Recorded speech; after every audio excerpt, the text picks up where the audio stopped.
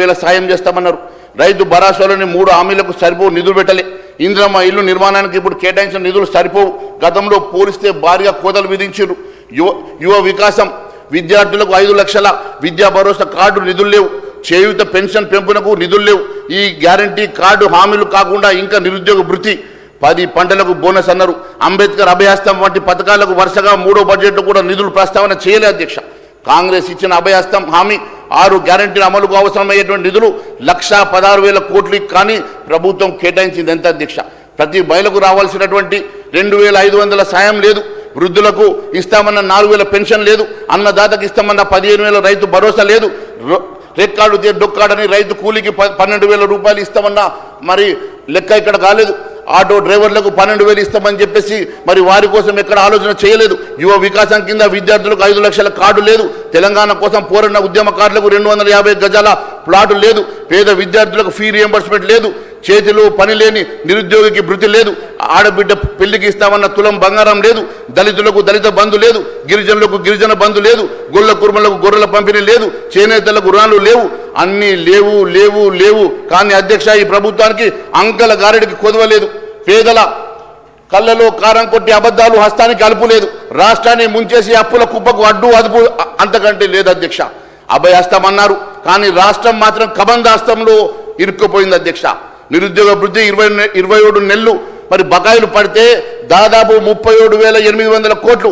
కాంగ్రెస్ సర్కారు ఒక్కో నిరుద్యోగికి 1,08,000 రూపాయలు బాకీ పడింది అధ్యక్ష. రిటైర్డ్ ఉద్యోగుల మరణాలన్నీ ప్రభుత్వ హత్యలుగా మేము భావిస్తూ ఉన్నాం.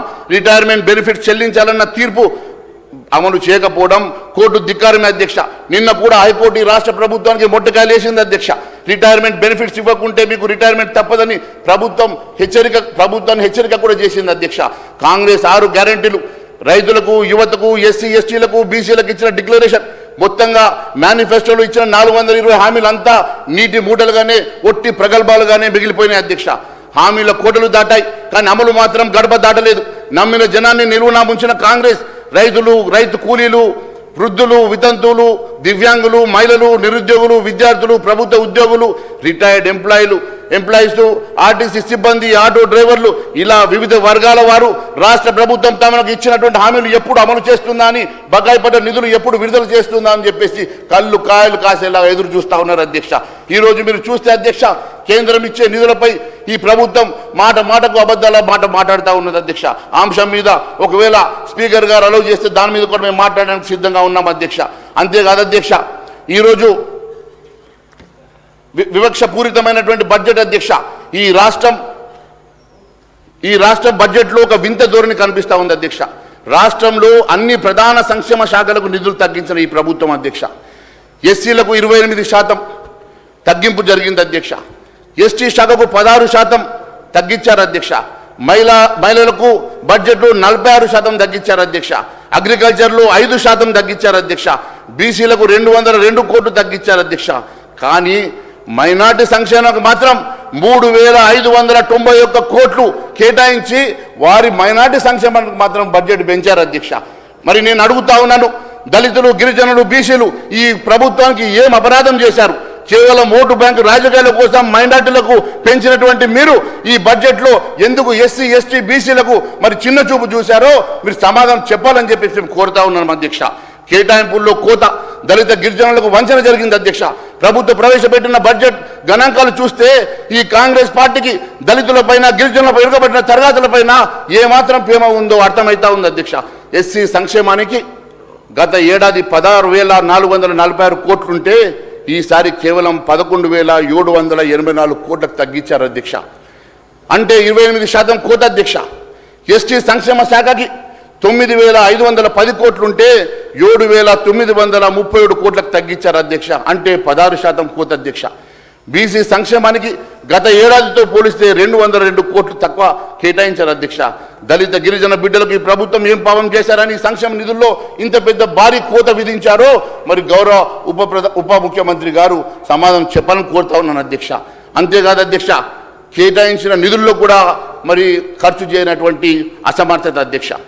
ఇది ఇంకా దారుణం ఏంటంటే అధ్యక్ష, కాగ్ నివేదిక చెప్తా ఉంది, గత ఏడాది కేటాయించిన నిధులను ప్రభుత్వం పూర్తి స్థాయిలో ఖర్చు చేయలేదని, జనవరి నాటికే ఎస్సీ ఎస్టీ సబ్ ప్లాన్లో నిధుల్లో 1000 కోట్లు ములుగుతున్నాయని చెప్పేసి కాకు చెప్పినటువంటి నివేదిక అధ్యక్ష.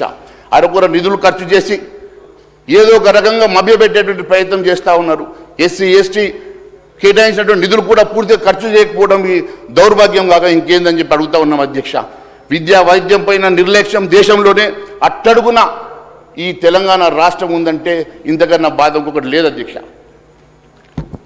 విద్యాశాఖకు 7% ఆఫ్ ద బడ్జెట్లో కేవలం 7%కి తగ్గించారు అధ్యక్ష. అంటే 7% బడ్జెట్ ఇచ్చారు. 9% ఉన్నటువంటి బడ్జెట్ని 7%కి తగ్గించారు. 15% బడ్జెట్లో పెడతామని చెప్పేసి ఎన్నికల మేనిఫెస్టోలో గౌరవ శ్రీధర్ బాబు గారు రచించినటువంటి ఎన్నికల మేనిఫెస్టోలో మెన్షన్ చేసి ఈరోజు కేవలం 7%కి తగ్గించారు. దేశంలోనే అత్యంత తక్కువ ఉన్నటువంటి రాష్ట్రం తెలంగాణ రాష్ట్రం అధ్యక్ష. మరి నేను ఒకటే అడుగుతా ఉన్నాను అధ్యక్ష, ఇది Telangana state finance white paper release చేసిన దాంట్లో మరి చెప్పినటువంటి అంశం ఏంటంటే అధ్యక్ష, ఈరోజు పేజ్ నెంబర్ 37లో మీరు ఇచ్చినటువంటి రిపోర్ట్లో ఉన్నటువంటి అంశమే నేను చెప్తా ఉన్నాను అధ్యక్ష. రాజు యువ వికాసం అన్నారు, రూపాయి ఖర్చు చేయలేదు. ఫీ రియంబర్స్మెంట్ అన్నారు, అతిగతి లేదు. 400 హామీలు ఇచ్చి 4 హామీలైనా నెరవేర్చరా అని ప్రజలు అడుగుతూ ఉన్నారు అధ్యక్ష. ప్రభుత్వం కూడా యూనివర్సిటీలు నిర్వీర్యం చేసి వాటి స్టాండర్డ్స్ లేకుండా చేశాయి. ఏఎస్ఆర్ రిపోర్ట్ మరి ప్రథమనేటువంటి ఏఎస్ఆర్ రిపోర్ట్ చెప్తున్నటువంటి అంశం చెప్తా ఉన్నాను అధ్యక్ష.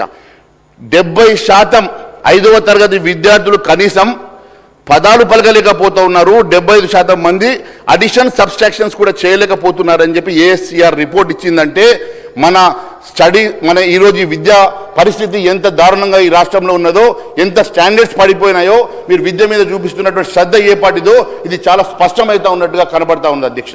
మీరు ఎక్కడ కూడా విద్యకు పెడతామన్న 15% పెట్టకుండా కనీసం సగం కూడా విద్య కోసం ఖర్చు పెట్టకుండా ఈరోజు నిర్వీర్యం చేస్తూ ఉన్నారు. అట్టడుగు బడుగు బలైన వర్గాలు చదువుకునేటువంటి మరి అలాంటి స్కూళ్ళల్లో మీరు ఫండ్స్ అలొకేషన్ చేయకుండా పూర్తిగా ఈ రాష్ట్ర ప్రభుత్వం మోసం చేస్తున్నమాట వాస్తవం కాదా అని చెప్పి అడుగుతా ఉన్నాం అధ్యక్ష. స్టాండర్డ్స్ పోగొట్టి ఆ యూనివర్సిటీలను స్టాన్ఫోర్డ్ యూనివర్సిటీలు చేస్తామని చెప్పడం మరి ఇంతకన్నా దౌర్భాగ్యం ఇంకొకటి లేదు అధ్యక్ష. ఈరోజు కేవలం బడ్జెట్లో కేటాయించిన ఖర్చు పెట్టరు. మరి ఈ రకంగా స్టాన్ఫోర్డ్ తోటి పోల్చుకునేటువంటి ప్రయత్నం చేస్తుండడం ఇది చాలా బాధాకరం అధ్యక్ష. ఈరోజు హెల్త్ బడ్జెట్ చూస్తే అధ్యక్ష 4.22కి తగ్గించారు అధ్యక్ష. హెల్త్కి కనీసం చిన్న రాష్ట్రాల్లో కూడా 8-10% పెడతా ఉంటే అధ్యక్ష మన బడ్జెట్లో 4.2% మాత్రమే, అది కూడా దేశంలో one of the lowest allocations for the health అధ్యక్ష.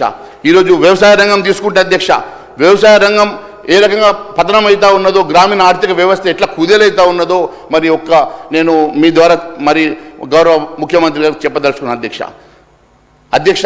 సర్వే ప్రకారం వ్యవసాయ అభివృద్ధి అగ్రికల్చర్ గ్రోత్ 4.10 నుంచి 2023-24 ఈరోజు 1.40కు పడిపోయింది అధ్యక్ష.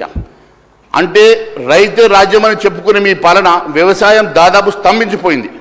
గ్రామీణ ప్రాంతంలో ప్రజలు ఆదాయం పడిపోయి అల్లాడిపోతూ ఉంటే మీరు బడ్జెట్లో వ్యవసాయ రంగానికి కూడా కేటాయించినటువంటి నిధుల్లో కోత విధించడం అనేది దారుణం అధ్యక్ష. మరి వ్యవసాయ రంగానికి కూడా 5.2% మరి బడ్జెట్లో కోత విధించి ఇంకా మీరు మోసం చేసి